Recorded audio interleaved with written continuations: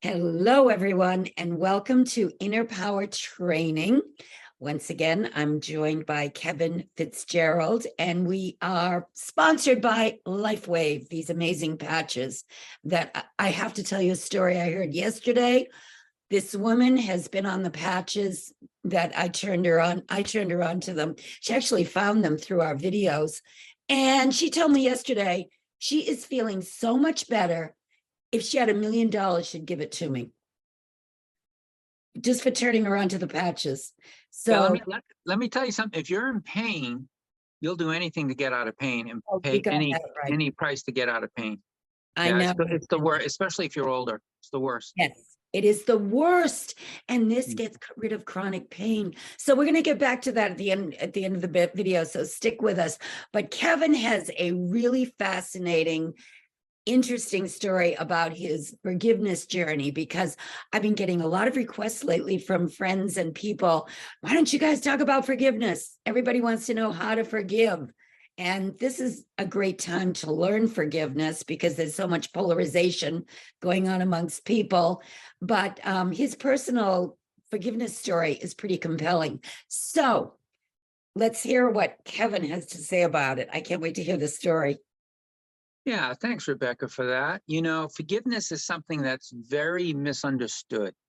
I'll start by saying that. So if you look at forgiveness from a temporal, and when I say temporal, I mean from an ego standpoint, then what forgiveness does is it establishes the truth of time or the illusion. And once you establish its truth, you're basically incarcerating yourself in time. So the true purpose of divine forgiveness is to establish that your ego self is your false self. Time is an illusion. It's a dream, so to speak. And true divine forgiveness basically acknowledges that. So it won't bring truth to it. That's why true divine forgiveness can forgive anything, because at the core of the illusion or the false ego self, it has no true cause, therefore it can have no true effect. So our way back to the eternal or heavenly planes of expression for a soul is to use forgiveness as a bridge to clear the past. Because you can't, the past where we had distortions or miscreations based on judgment, vengeance, anger, death, or karma. You release all of that, because what you're stating to the universe or the powers to be is, okay, I've played in time long enough and I'm ready to go back home to my eternal home, which is my real home. And so the tool to do that is divine forgiveness, because it wipes the slate clean and it releases the past of everybody. Not you're forgiving the world. You're not just forgiving an individual because they did something to you. That would be temporal forgiveness, and it establishes the truth, or it establishes you as a victim. If you ever think you're a victim, then you're in prison, because you're identifying with your personality, lower ego self. Your higher spiritual self can never be victimized by anything in time. It's impossible. Nothing in time can enter into the eternal planes of soul expression, simply because their vibration is too low. And God is love, unconditional love. So God basically said, okay, if you're going to play in time, you're going to lower yourself. You're going to descend the soul. And at some point, time will come to an end, and you'll want to return home to heaven, because time is where we experience the opposite of heaven. Time is where we experience conditional love instead of true or unconditional love. That's why a lot of people, the divorce rate is so high, and people are always looking for love outside themselves, because that's what the ego says to do. And then when they think they found it, and then a year or two later, it's not there, basically, you know, you have people that are in depression and suffering. So, you know, understanding what true forgiveness is And that was taught to me through A Course in Miracles and through the Edgar Cayce teachings and through the Way of Mastery, which is another channel teaching of Jeshua. I was able to apply that in my own marriage, and it's enabled me to have the peace that we're all looking for. Yes, and you told me that you went through a divorce, which you had to deal with, but the way you dealt with it, I think, can be very inspirational and helpful, because so many people get divorced and never get over it. I mean, they carry it with them forever, and then they become bitter and they don't feel good about engaging with people anymore, and they don't trust anyone. There's a lot involved when you go through a marital divorce that can really and let's deep dive that a little bit. So, we all want to be in loving relationships, and we all search for loving relationships, and usually most of us find them temporarily. So everything is time is temporary. It's temporal. So if you're looking for love, in time outside of yourself, it's never going to last. But if you connect with the love that you are and then go express that with somebody else, that will last. And that can last for eternity, right? Because you're expressing eternal love, not temporal love. So for me, I got married. I was married 10 years. And I came from a family, very loving parents, a very wholesome family. But my wife did not. She came from the opposite, alcoholic family, and a divorced mother and father. And so I did not understand pain bodies associated with conditional love. I did not understand projection. So when we got married, I did everything I could to be a great husband. I mean, I worked 60 hours a week, and I was very successful. I built a multi-million-dollar business, and I don't drink, I don't smoke, I don't go out with the guys, I don't do drugs. We lived in $1.5 million home. My wife didn't have to work, no pay for the kids. I thought I was doing a great job as a husband, and my wife was miserable. And then ultimately on Christmas Eve, she told me she was going to go visit her mom and take the kids. And and she said, actually, I've moved out. I'm taking the girls with, and I'm moving in with another guy that I've been seeing. She told me this on Christmas Eve. Wow, what a shocker. That must have been. And you had no clue? You had no clue. Well, of course you have a clue, because we were fighting over nothing. If you look at a lot of fights, a lot of times they're over nothing. And so our energy was conflicting, but I was still trying to please or make happy my wife, which is what a good husband, I thought, should do. And I realized you cannot make anyone happy. So she was projecting her pain bodies on me that she had never cleared when she was a child. So if you don't clear those pain bodies, usually when you go into what you feel is a loving relationship, they're going to get projected to the person closest to you. And if that person, like myself, does not understand that, then you fight because you get defensive. It's like, someone's attacking you for what, Anyway, long story short is I knew I had been on a spiritual journey for 3 years when she moved out.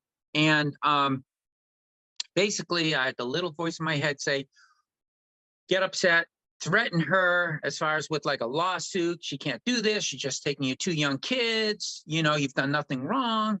And then you have the other voice saying, you can do that, and in time you would be justified.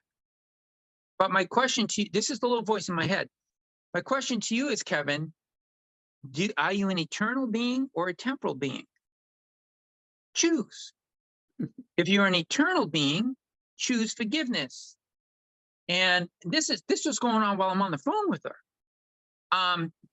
And I said, you know what? I choose forgiveness. And I said, okay. I said to my wife, all right, we'll figure this out. And,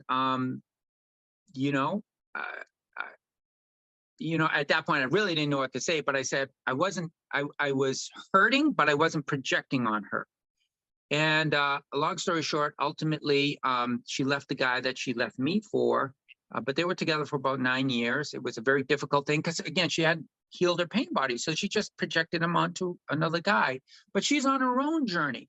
And what I learned, Rebecca, from deep diving because of the pain of this situation is that I had a soul contract with my ex-wife, and she played that role to trigger me to go into a deep dive of self-discovery, which I would never have gone into without that pain that she caused. You know, and I would never have aligned with who I am and understood true forgiveness. I actually wrote a book about this. It's called The Contract. It's on Amazon. So, you know, I was going to call it My Ex-Wife, My Savior, but I realized most people wouldn't understand that. So I'm best friends with my ex-wife. We get along great, and I see her from a soul standpoint.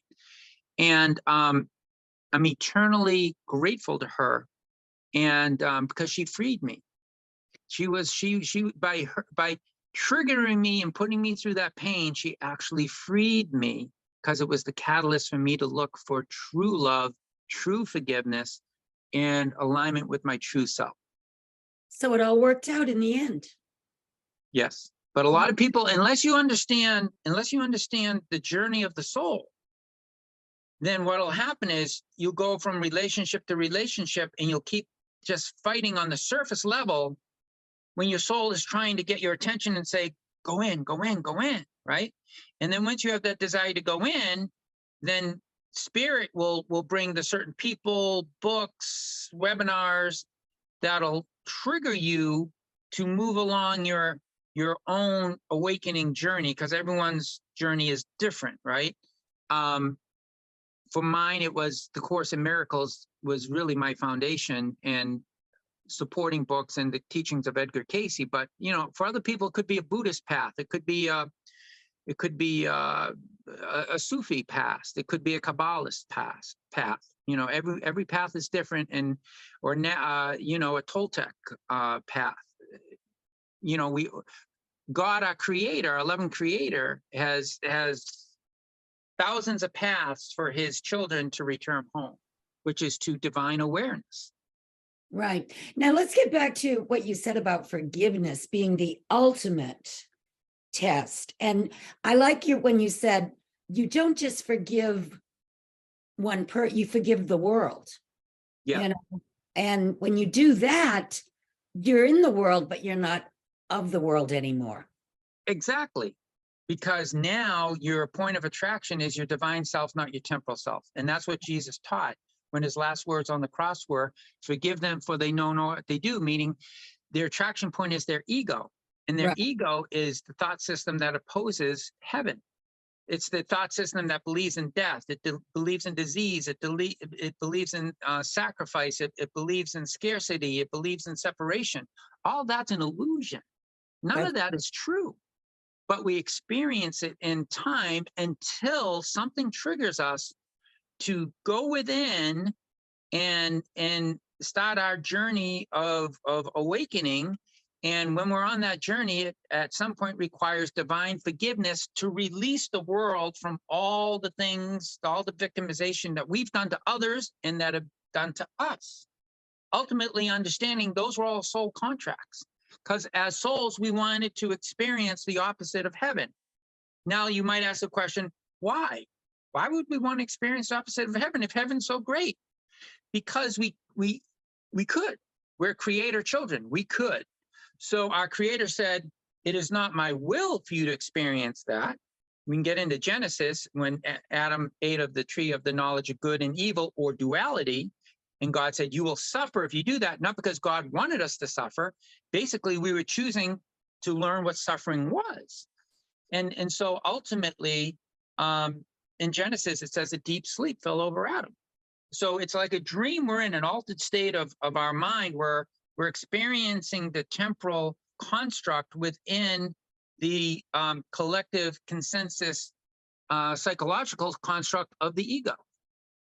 And I love the way the Course in Miracles explains that what we are experiencing in our own consciousness and so if we're not forgiving someone, we're not forgiving ourselves, and we're poisoning ourselves. And we can always choose peace over not forgiving or being angry or all the negative emotions. But we have that choice because we have free will. And the more we go to that higher place where there are only solutions and we're living in the eternal realm more, we can choose without being reactionary. So many people are reactionary all the time. I mean, we call them 3D people or sheep because they just react to everything that comes along without being conscious of the fact that they have a choice. And you can always choose peace over unforgiveness. Usually people that are really reactionary, and we all have been reactionary, right? Oh, absolutely. Usually because you're in pain. But I would like to make this point, Rebecca. A lot of there's a difference between temporal forgiveness taught by churches and divine forgiveness. There's a difference between temporal faith and divine faith. Temporal forgiveness, as taught in the church, is you're a sinner. Now forgive yourself or forgive that person that harmed you, because that's the good thing to do. See, if you believe that, then you've just brought truth to the illusion of time and you're screwed. And that's why people say, well, I forgive him or her, but I never want to see him again. I forgive him and her, but I never want to talk to them again. I forgive him and her, but boy, do I hope karma really kicks their butt. No, true forgiveness says, I'm an eternal being and my higher self is untouched by all this stuff. And my identification is now realigned with my higher self, not my body identification. My body is just a vehicle that the ego identifies with. So everything that's happened to the body, I can let go because it's not who I really am. And that's where you find peace. But if you're identified with the body and say you've been raped and you're identified with the body and a therapist tells you, oh yeah, you know, that happened to you, you're a victim. And, you know, they try and deal with it from a temporal standpoint. Usually that ends up being numb you with drugs. Get on depression, get on Adderall, get on this, get on that. And people go through a depressed state their whole life. But if you were a man or a woman, because you can be man or woman get raped, right? And you were identifying with your higher self, you could look at the body as just, that's not who I am. And my worth, my innocence, I haven't lost it because I'm not a body. So I can forgive that. And in doing that, you're proclaiming to the universe that you truly are awakening, because now you're using your free will to identify with your I am perfect eternal self, which is a child of God. Right. And those things that happened to us in the past, we can let go if we want to identify in the now as a child of God. We don't have That's what forgiveness does. Forgiveness is the letting go of all that. Right. But you got to do it for everybody, because in truth, you were given everybody and everything as part of your soul. So you can't forgive one person and not forgive another. You still would be locked in time. You forgive the world, saying the whole world is an illusion, and then you become untouchable. You become ascended from the world energetically and say all these worldly things that we're dealing with now, like war and, you know, vengeance and all the victimization we're seeing now play out, which is really, in a way, apocalyptic. It's revelation, the gnashing of teeth. Basically, when you forgive the world, you rise above it and you allow that to play out, because ultimately, you know, that playing out will ultimately bring people to a place of alignment themselves. Exactly. And the phrase that kept coming to my mind yesterday was, come out and be separate. You don't have to be part of the mass consciousness if it's negative and it's sucking you into fear and anxiety and all those negative things. You can come out and be separate. And once you know I am, and you identify with what you choose to identify with, you free yourself. And yeah, I mean, a master, if the world were to end tomorrow, someone who's in full alignment with their eternal self would have no impact on them. Exactly. Because they're not identified with a third dimensional physical world. Right. You know, the soul is eternal. It'll just go to another plane of expression and continue its awakening journey. Now, of course, we don't want that to happen. We want heaven on earth. Right. And but somebody who's resonating at a heavenly plane of expression as an I am spirit or soul, the ego self has no meaning to them. The first lesson in A Course of Meaningless is what? The world is meaningless. Right. That's the first lesson. It says the world is meaningless. Number one lesson in A Course in Miracles. Why is it meaningless? It's meaningless because it has no true cause.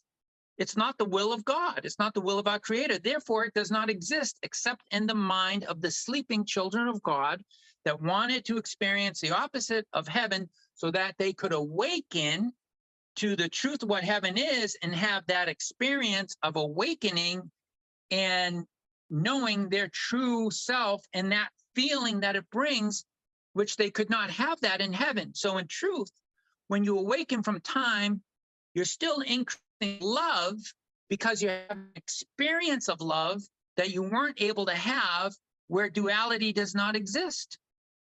Duality does not exist in heaven. You know, a lot of people say light is balanced by darkness. No, it's not. Good is balanced by evil. No, it isn't. It is in duality, but it is not in eternity. In eternity, there is only one creator, one son, as an extension of that creator. And within that one creation are all souls existing. And that one creation is expanding forever, the good, the holy, and the beautiful from the inside out, because there's nothing outside of it. It's a whole We're different all one in Christ, as the Course in Miracles would say. Right. Well, and you know, the first tenet in the Christian faith is love God with all your heart, your soul, and your mind, and then love your neighbor as yourself. Because your neighbor is yourself, because everyone and everything was given to you in your creation. It's like a holographic record. If you took a holographic record and shattered it to a million pieces and took up the tiniest little piece and put light through that, that tiny little piece contains the whole record. Right. That's like a soul. Every soul contains all in one and one in all. Yet, we do have our own individual energetic signature. So people go, oh, well, we're all one. That means I'm not individual. So if I go back into heaven, I lose the sense of self. No, you don't. You still have your sense of self, and you're still creating with other selves, but you realize that we're all unified, and all those other selves are divine like you and a part of you. That's why you have telepathy. That's why communication is telepathic, because there's no obstacles to that union that you have in time, which is based on separation in a body. Well, and I think one of the other fascinating things too, and this is why I do my podcast, Inner Power Training, is to try to bring heaven on earth with these powers that are innate within us that we don't talk about very much, or they're not developed necessarily by our cultures and our societies. In fact, they're frowned upon if you're telepathic, or you can remote view, or you can heal yourself. Everybody thinks that's like either unbelievable or too far out to even comprehend. And yet we do have these capabilities. Of course, and they're suppressed because the dark lords that are trying to perpetuate the illusion don't want us to know who we really are. That's right. Where did those? So they manipulate that. We're seeing that now play out, right? We're seeing that now play out. Yeah. They manipulate, they control media, they control finances, they control everything, and they're trying to control a narrative where they take the human being down a transhuman descending timeline based on science and not ascended consciousness. So in a lot of we could get into this too, a lot of ET races did that, and they destroyed themselves. That's what destroyed Atlantis ultimately, because it got too focused on the sons of Baal, and ultimately their own technology destroyed them. And people have heard about the hybrid, thing that goes on because they can't reproduce, some of these beings that live elsewhere. So they come and zap humans for their eggs and sperms and Well, and the Greys, why did the Greys, at a soul level, here's the thing with abduction. So you have the Greys that would come in and they would do abductions with humans, which is true. And now, why did they do that? They did that because they evolved themselves out of their emotions. And they were trying to trigger that back into their own DNA to get their emotions back, because they got so caught up in the head and technology that they lost their way of compassion and emotion, which is divine. oh, I can see how that can happen, because the more people are on the gadgets and disconnecting from humans, and it blows my mind that I'm old enough to remember when in the 60s and the 50s, if it was just natural to do a nice act, if someone needed something or they were hungry, or if someone lost their wallet on the airplane, I would go out of my way to go find it for them. Now it's like a big deal if somebody does something nice. Like it's Well, not. it's because, again, they're desensitizing us through our diet. They're desensitizing us through media and violence. Why do you think we have these school shootings? These kids are zombies on drugs. They're Yeah, desensitizing us with these drugs. yeah. And if you look at all these drugs that these kids are taking, they're like zombies. They don't have a sense of right or wrong. No, they're brainless. And so they're very easily influenced, and to go to their base level, which is fear and anger. They have one thing in common: they're all angry. So Right. their anger-based human emotion is being amplified, and they can't control it. I agree totally. It's pretty interesting. That's why we need to have more people talking about these things the way we're doing, because I love to listen to other people that have explained. But forgiveness, I think, is a really big topic, because I see people that are trying to do the right thing, but they're so angry at the people that are shutting them down, and maybe rightfully so, but you can consume you if you're not careful, and pretty soon you're just like them. Well, I'll leave it with this, Rebecca. The other thing about forgiveness is it's alchemical, meaning when you forgive the world, what that does to your pineal gland, it's forgiveness that resurrects the pineal gland, right? So that's why Jesus's last words were, "Forgive them, for they know not what they do." And then Jesus went through the whole resurrection process to show that death is not real, right? Right. So when you're forgiving somebody, the pineal gland, when you're born, is resurrected. That's why a lot of kids see multidimensionally. They have imaginative friends and stuff, because that pineal is not completely atrophied as you become older and the world starts to condition you in separation consciousness. So when you start the inner path, you start to align with divine truths. Forgiveness is what enables that, and it resurrects the pineal gland to pick up the higher frequencies, and that will alchemize your nervous system so that your body can hold the Christ frequencies or the Sacred Heart frequencies, because those frequencies are much higher than third dimensional frequencies. So there's an alchemical process that has to happen to the body to hold higher frequencies for us to have heaven on earth, because heaven resonates at a high frequency, earth at a low frequency. But when you bring higher frequency into low frequency, you elevate the low frequency. But we got to become conduits, and it's divine forgiveness that turns you into a conduit for divine grace, which enables heaven on earth. And you feel your body chemicalize if you are fortunate enough to have an experience like that, where grace steps in, and like you've had it happen to yourself. You feel the chemicalization that takes place, which is alchemical, because you're turning into more of your natural, supernatural type of being. Yeah, I mean, you also can feel the Kundalini energy start to raise from the base of your spine. Exactly. I've had that happen. It's fascinating. Well, this was a great, interesting conversation, and I'm glad you shared your story about your divorce, because divorce is huge in America. What is it, up to 60%? Oh, I think it's higher than that. It's very high. But Close to 80. when you figure, if you've got two people who are looking for love and all the right, and you can't fill that hole, it's very hard to be with someone. Yeah. That's why the children of God are not taken in marriage necessarily. They have the divine marriage. Yeah, and they may not express that with a partner in the lifetime. Exactly. It doesn't matter. We're all complete once we wake up to it. But Yep. anyway, yeah. So, and well, I'm going to put the link below about the patches. This is the glutathione, the one I love, and I've got the X39 on today too.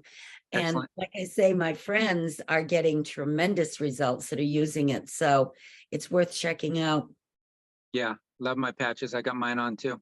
Good, good, good. Yeah. And the links below so people can contact us if they. And if anyone's interested about the patches, because I do it as a distributor, because I'm such a big believer in it, because it uses light for healing, they can reach out to you. And if they want to talk to me directly, I'll be more than happy to talk to them directly and answer their questions. And he is very helpful. He will tell you exactly if you've got a certain condition, situation, or you have questions. He's very knowledgeable and very helpful. So I highly recommend you check it out. It's one of those things that in these times we're living in, it's good to get all the extra, boost and oomph that you can. And this is one of those things that does it. Absolutely. All right. Well, thank you, Kevin. And we'll talk soon. All right. Take care, Rebecca. Bye-bye.